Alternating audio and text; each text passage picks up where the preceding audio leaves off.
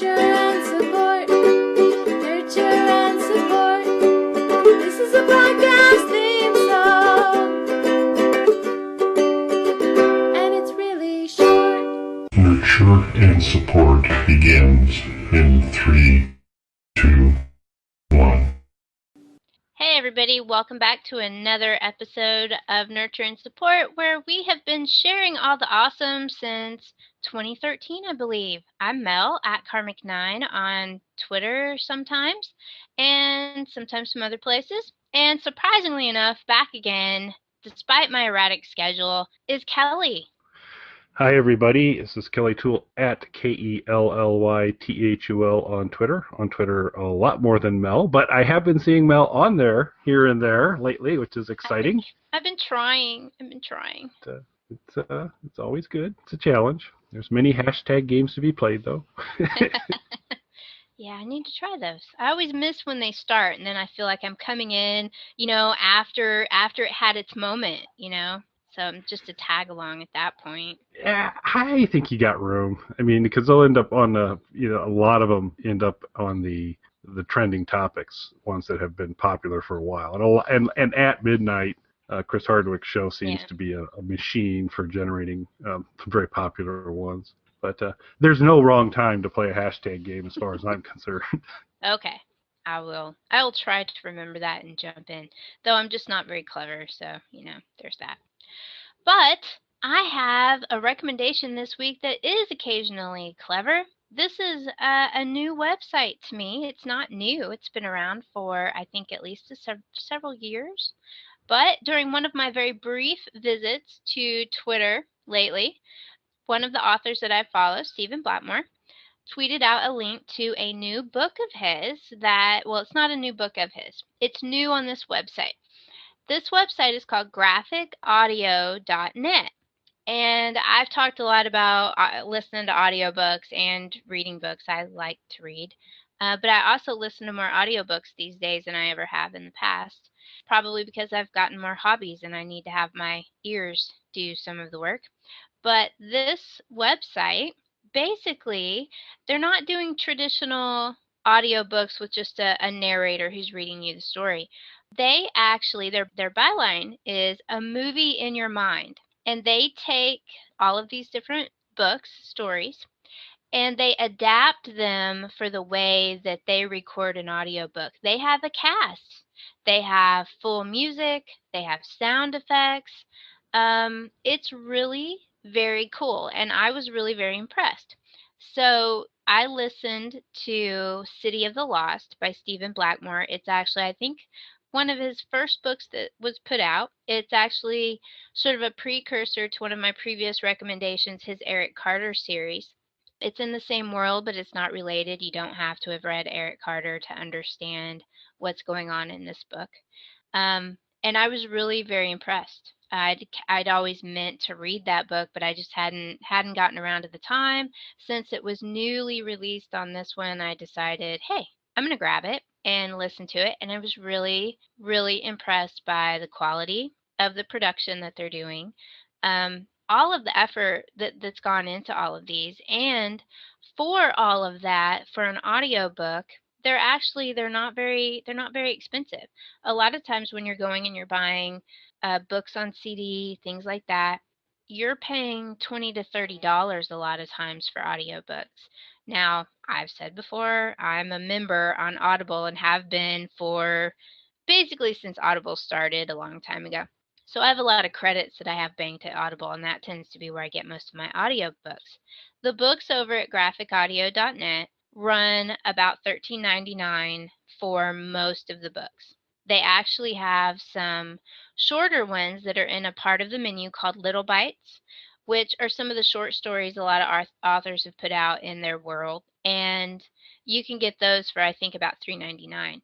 And if you're a fan of Peter Brett's Demon Cycle series, which I'm a huge fan of that series, all of his short stories are up on graphicaudio.net, and I'm looking forward to grabbing those and listening to them.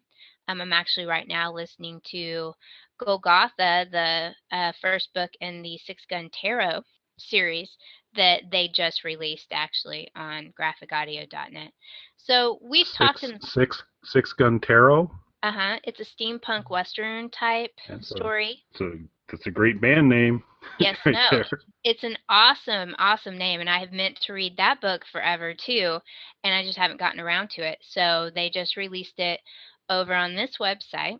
Now, if you're not into the science fiction and fantasy, steampunk type stuff that I'm always recommending, if you happen to like westerns, they have a lot of westerns over there too. Kind of the criteria seems to be that they need kind of action-packed type stories. Most of the ones I've seen that I know what's going on in the story, they're very actiony, are the ones that they have adapted to their format. They actually, I heard them in the news recently because of the Ant-Man movie that's come out. They have Ant-Man, a standalone story in the Ant-Man universe that is out over there. They're starting to get into the graphic novels, it looks like. They've got Caitlin Kiernan's Cemetery Girl is also over in the Little Bytes section. And right on their front page, they have a thing about Miss Marvel coming soon. So that's cool. I think that's cool. If you don't, if you don't think you have time to sit down and read a graphic novel and you want someone to act it out in your ears, that seems like a pretty good idea.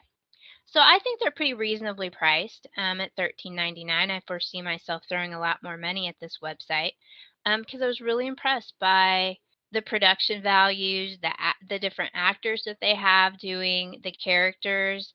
We've talked a lot about a similar sort of thing in We're Alive, where unlike a lot of podcasts that we've listened to, in We're Alive they have a cast of actors who do all of the parts, and that was all cool and neat. We hadn't come across most of those in the podcast that we listened to. Well, if any of you have noticed, most of those podcasts are now going to pay for content, so they're not really free anymore. So you're still going to have to pay if you're going to listen to the new season of We're Alive. So you can go pay some money over at graphicaudio.net and get some of the books you've been meaning to read, but they're acted out in a very cool way. And the special effects are not intrusive at all. It flows really, really well. The production value is just really great. I was really impressed. And I really strongly suggest some of you go check it out. They've got a whole bunch of different books that are there, not just, like I said, westerns of all things. I was really surprised. I kept looking at the westerns going, are there werewolves in these westerns? Vampires? What's going on? No, they're westerns. They're westerns. I haven't looked at an actual, just straight up western since I was a kid. Well, you're from Texas. You should. It's almost like required reading, isn't it? They actually didn't, probably because they thought that was probably the only book in our house was something by Louis L'Amour, which when I was a kid, that was true. There were a lot of Louis L'Amour books. So I can say that I've read some of those when I was a kid. But once I got a library card, I started checking out my own books. So I think that's cool. So it just doesn't, it's not just a one-trick pony type of one genre type of store. They've got a whole bunch of different stuff going on. A lot of people that I have been meaning to read have books over there. So I was really impressed. I can't recommend City of the Lost by Stephen Blackmoore enough on there. Like I said, it was his only book I hadn't read, and I really enjoyed it. And that is a very violent, very gritty noir story that really worked very well in this format. So I loved it. I've already downloaded a whole bunch more books that I've got on my phone. They have an app. The neat thing is, if you prefer listening to CDs, you can buy CDs from them as well. It's not just digital. They actually, and I believe at the moment, they're having a sale on a bunch of their CD sets. So if CDs are your thing, check them out. You might get a deal. They do several different audio formats depending on how high def you like your audio. So I'm okay with plain old MP3s. They have several different formats, but you can download your MP3s into their app. They have an Android app and an iOS app. that will download your books from their cloud. They don't. The only thing is they don't have any sort of bookmarking ability in their app that I could find. It's just basically a straight player, but it does generally remember where you left off. I had a glitch in mine, and I'm not sure if it updated in the middle, but I had it start over once. But it was no big deal to scan through and find where I had left off because I basically binge listened to it over the course of 2 days. So great story. City of the Lost was really cool website that I'm really glad in one of my brief visits to Twitter that I saw a link to because I thought that was pretty cool. Graphicaudio.net, a whole new way to listen to audiobooks. And they've got samples up so you can listen to them before you buy to make sure, it's not something that's going to instantly annoy you, but great production value. Just like they say, kind of a movie in your mind. I was really impressed. So I suggest all of you go check it out if audiobooks are even remotely your thing. Sounds really cool. I would like to check out. I need to start working through the Blackmoore catalog. It sounds like so. I think you'll like his books. They're very noir-like, and they're very gritty, and they're pretty violent. Got a lot of, that one deals with sort of a zombie. City of the Lost is kind of a zombie thing. The Eric Carter one, he's a necromancer, so you've got lots of nasty death and stuff going on. But I really love the Eric Carter series, and I was as equally impressed with this book as well. So awesome, cool. Definitely want to check that out. And that site was established after 1902, right? Just to clarify. It was, unfortunately. Yeah, so yes. Just always like to keep track. So figured out it's going to be pretty safe that yes. that wasn't going to challenge my oldest recommendation. I think the MP3 thing gave it away, but that's true. Yeah. So my recommendation is the Rosetta Stone, and no, it's not. I'm going to double down, make sure I get the also. It's in 3 languages. How can you not? No, we won't do the Rosetta Stone today. Actually, it's a newer recommendation. It's an app. It pains me to say this, but it's an app that, best I can tell, currently works a little more reliably on the iOS platform than the Android platform, but we'll talk about that in a second. But the app is called Periscope. And you remember in the olden times on ye old Twitter, when if you were sitting on the couch, you could provide such key information to the world, such as, I'm sitting on my couch and I'm bored. Tweet. And you could put it out there for the world to consume. Yes. And that was clearly limiting. And so now we have Periscope. Well, rather than having to do all that arcane typing and words, you can simply live stream, I'm sitting here on my couch bored, and send it out to Twitter, and the whole world can see you sitting on your couch bored. Because Periscope is basically live video streaming on Twitter. It's a platform for live streaming, and then it's associated with Twitter, and you can very easily throw a link out to Twitter for people to join your live stream and see it on. It is a broadcast. It includes a chat environment so that people can chat. That there comes a cap to how many viewers can be chatting. It'll cap you. I don't know what the exact number is because I don't get anywhere close to it, but in the several hundreds before it caps off, and you can still join a broadcast that has capped out, but you can't chat. So it'll say the broadcast is too full. You can continue to watch the broadcast, but all the chat that you see kind of popping up, and they kind of pop up like text messages. You've got the video stream, and the chat window comes up. It comes up with your @ handle, so people can kind of see who's there. Remarkably easy because it's pretty much you start it and you're going. You can utilize the cameras forward-facing and rear-facing cameras and toggle back and forth. And it's new. It'll be interesting to see where it goes in terms of, so like Mel and I do all this stuff on a Google Hangout. That works out incredibly well for what we're trying to accomplish, and then be able to save it out on YouTube. Videos that you shoot on Periscope remain available for a certain period of time, and then they're kind of cleaned off the servers unless you end up saving it locally, and then you can do some things there. So it's not quite Snapchatty to where the which I still really old man Kelly does not get Snapchat at all. I don't either. I try. Yeah. but it seems that's very temporal, and that's like boom, it's there and it's gone, and people can do a screenshot. These are a little more persistent, that they'll stay around at least a week or two, as best I can tell. And it's just fascinating because it is somewhat new, to kind of see people finding their way with it. Now, historically, there was at South by Southwest, not this past year, but a year back, there was, or maybe it was the last South by Southwest, Meerkat was the darling of South by Southwest. It was an app that was released at South by Southwest, and it was live video streaming on Twitter, and everybody was just going nuts about it. So Periscope eventually became kind of within the Twitterplex, their response to Meerkat, which for all intents and purposes is pretty much crushed Meerkat, because why not go with Periscope? It was originally only available on iOS like Meerkat. They corrected that fairly soon, although it's still a little sketchy on Android, because I've done a couple. From what I can sense is when I'm actually live broadcasting, some people can see it and interact. I can't get the playback on it to work, and it seems that maybe, I don't know if it's Android or a Samsung deal, but mine still aren't quite exactly working. So it's a little sketchy if you're in the Android world on the situation, but they continue to provide updates they're aware of it, and they're continuing to provide updates to the application. But it is a pretty cool thing. You've seen some really good examples and some really bad examples. Oh, I forgot to mention, all the cool kids that do it, they call themselves scopers, because you're any good scopers out there. So scope it, do a little scoping. So if you want to, yeah, so you could be a scoper. I'm not a scoper. I've tried Periscope a couple times.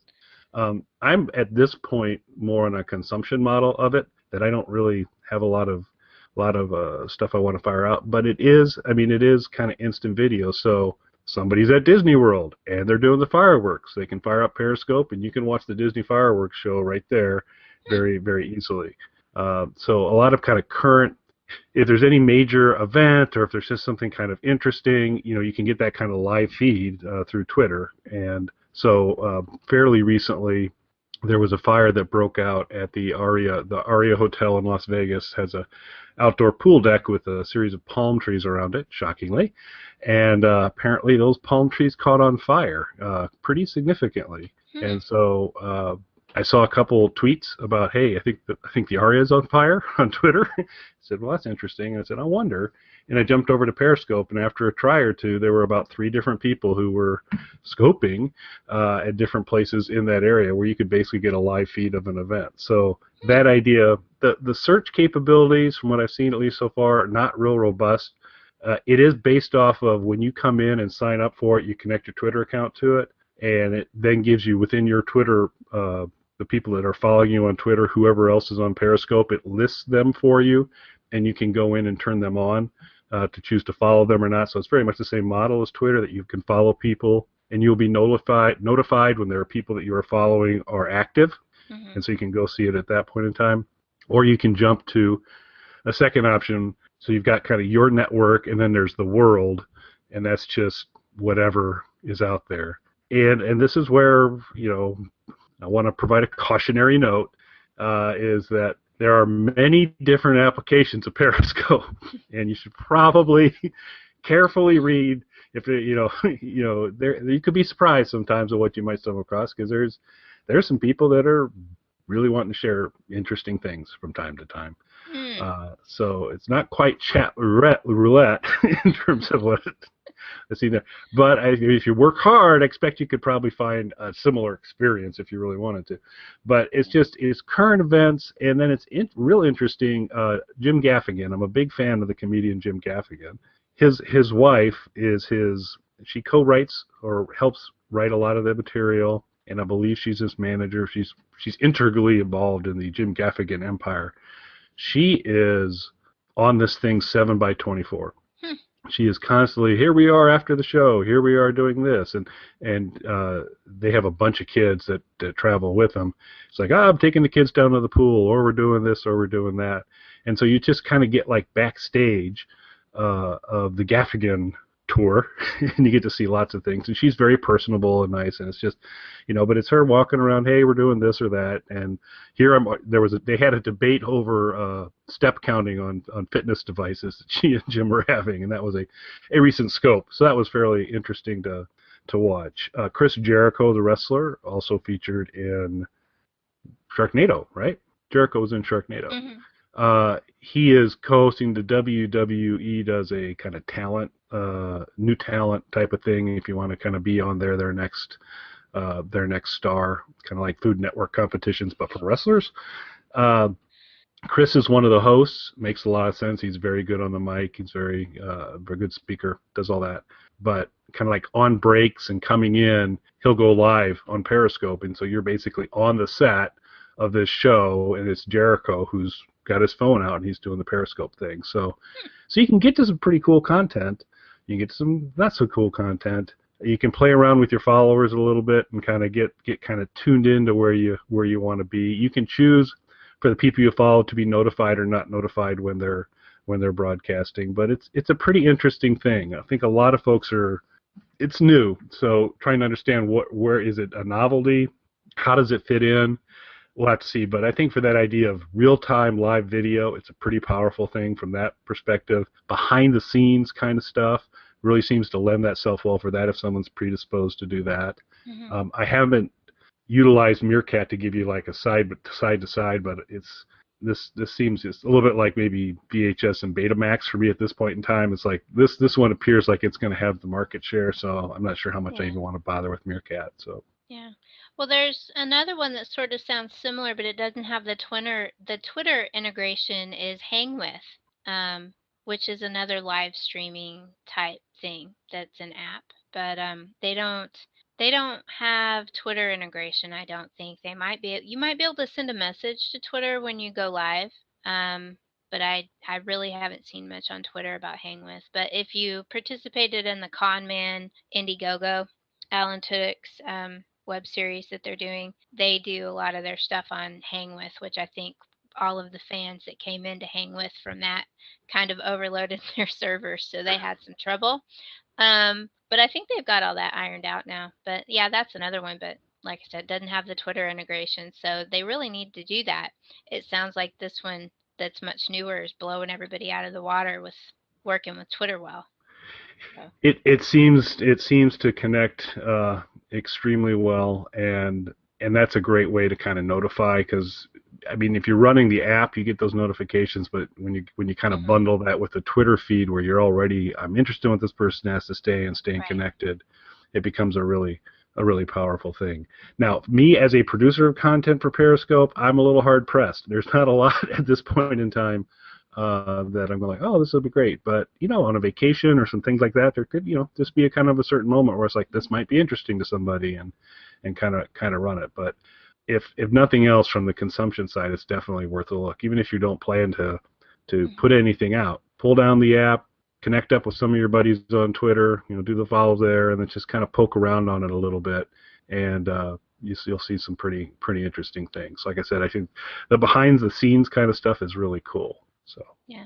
So have you noticed, is there a limit on these streams? I mean, do they have to be short, like 5 or 10 minutes, or are people going on for quite a while? I haven't. I have seen people go on for quite a while. So okay. I don't know if there's an upper. I expect at some point there's an upper limit to where it stops. I don't think you could set up your Periscope and just let it run 7x24 and say here's my room. But there's the upper end. I mean, and it's weird because if you jump into some of these things, like the Jericho one tonight for the wrestling deal, the notification came up. I think I saw it fairly close to when the notification came up. I jumped in, and I mean, there were already 3,000 people watching it, and it was just like in a moment's notice, and so it doesn't seem to, on the viewer side, have much of a scale issue right now. And on the lengthwise, I'll have to dig in a little bit and see, but I've not seen. But I mean, they're not short. Most of the ones, I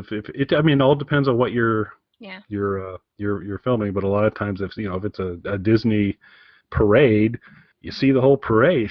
You can sit there and watch that, and so it's an interesting thing. I think it'll be fun to watch to see where it comes into play. But I just think for just current events and just kind of sometimes someone got a front row seat, you didn't, but you might be able to benefit from it. Of course, one of the places they get a little sketchy right now is concerts and those types of things.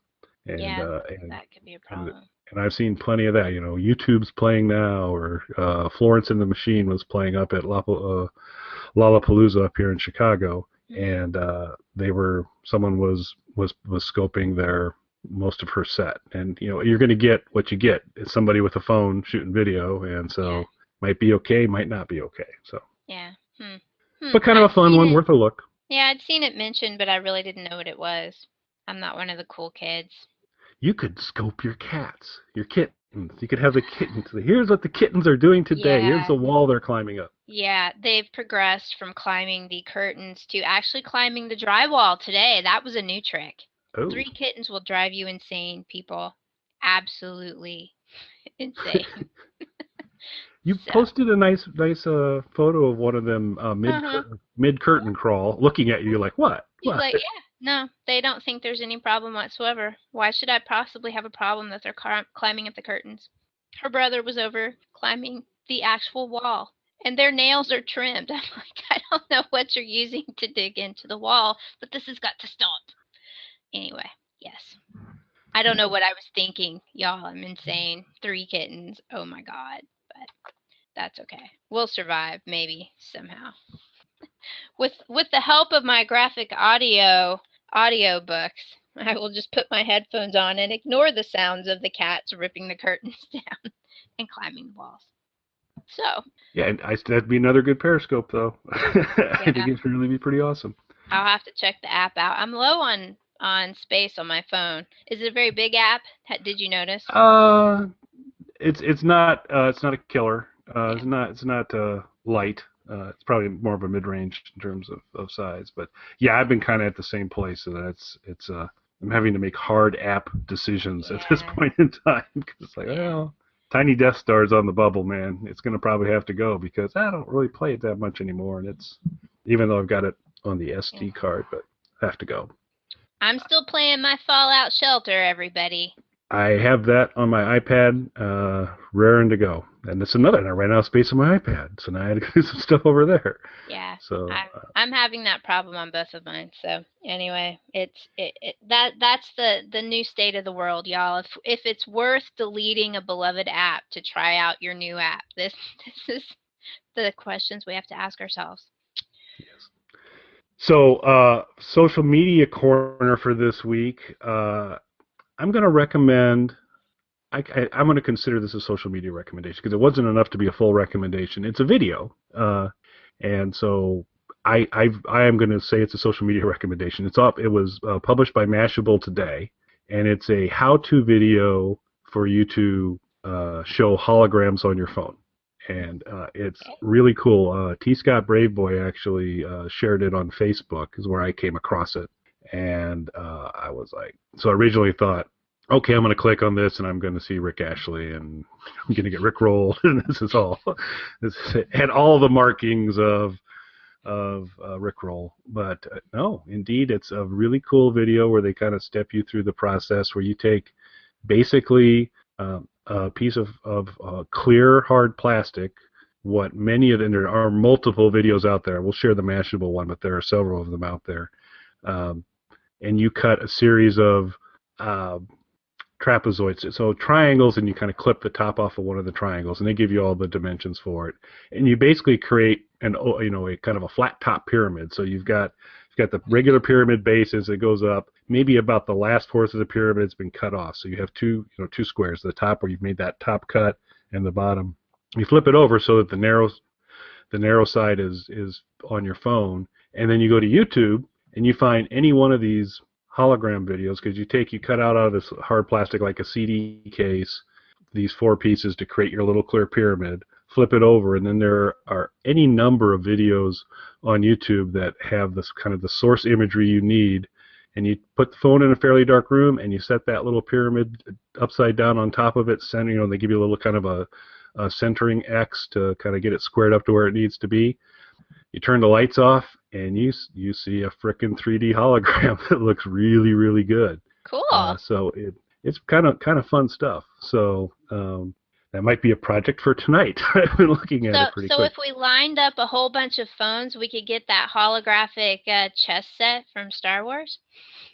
Yeah, there you go. Yeah, that's an excellent idea. Yeah. That's exactly what you could do, because it looks actually really, really cool. And there's like I said, the Mashable one's the one we'll share. It'll be the social media rack, but there are a number of ones out there, and the Mashable one says cut it out of a CD case. There's other videos recommend other types of plastics that are a little bit easier to cut than a CD case. Mashable had you use just Scotch tape to actually do the seams and then flip it. Another one had you kind of use some tape to hold it in place, but then use super glue on just the corners to get it sealed, and then you have kind of cleaner surfaces.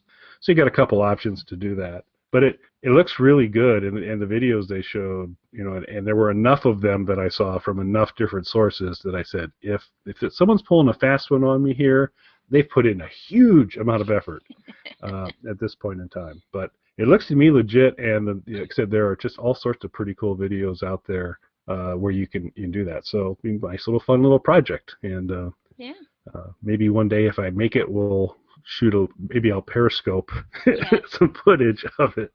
Well, I can't do that because I'm using I don't know. This is getting hard. Well, you'll have to put Periscope over on your iPad and film it with your iPad. Yeah, where it'll actually work a little better. So that's not a bad idea. So, okay, cool. No pressure, Mel, but do you have a recommendation for this week? No, Okay. sorry. I forgot again. No problem. Well, speaking of someone we would never recommend for social media or anything else, we're going to turn it over to Matt, who will give you all the information on how you can connect to us through email, Twitter, Stitcher, iTunes. If it's on iTunes, please write a review. We'd really appreciate it. Our website, YouTube, many, many different ways for you to get your nurture and support stuff. And thanks to everybody who watched our special edition Sharktopus versus Whale Wolf. We got a decent number of views on that video, so that's really cool. And thanks for watching that, folks. And we'll be back next week. Yep. Night, everybody. Night. You can contact us on our website, nurtureandsupport.net, or email us at nurtandsupp@gmail.com. That's NURTANDSUPP@gmail.com, or tweet us at nurtandsupp on Twitter. You can also catch Nurture and Support on YouTube. Just search Nurture and Support or Kelly Tool. Nurturing and supporting.